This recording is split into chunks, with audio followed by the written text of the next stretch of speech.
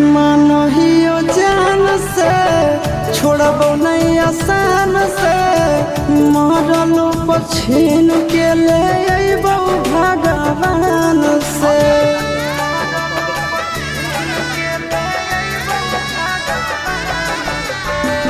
मानहियो जान से छोड़बो नहीं आसान से मरलो पछीन के ले अइबो भगवान से।